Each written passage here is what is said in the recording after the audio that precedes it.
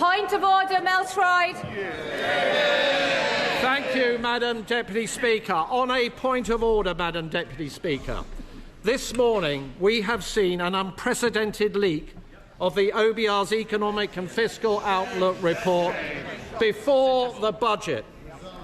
This report contains market-sensitive information. It is utterly outrageous that this has happened, and this leak may indeed constitute a criminal act. So, Madam Deputy Speaker, please can you advise this House what steps are at its disposal to force a leak inquiry into this matter?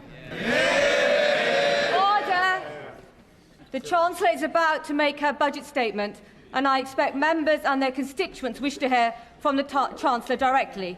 However, before I call the Chancellor to speak, I nonetheless wish to make a short statement.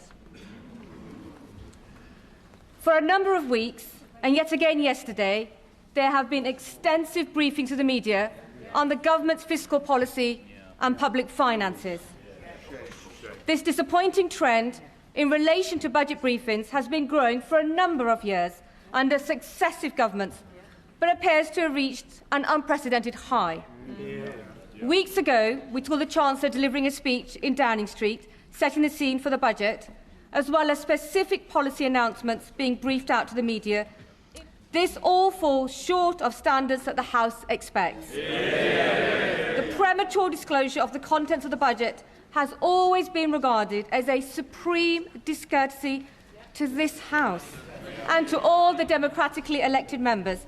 The government's own ministerial code cannot be clearer, as set out in paragraph 9.1.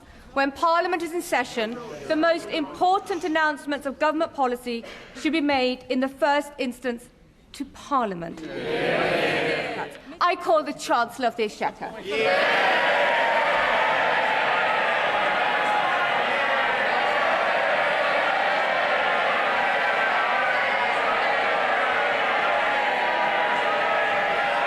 Madam Deputy Speaker. Order. Chancellor. Madam Deputy Speaker, it is my understanding that the Office of Budget Responsibility's Economic and Financial Outlook was released on their website before this statement. This is deeply disappointing and a serious error on their part. The Office for Budget Responsibility have already made a statement taking full responsibility for their breach.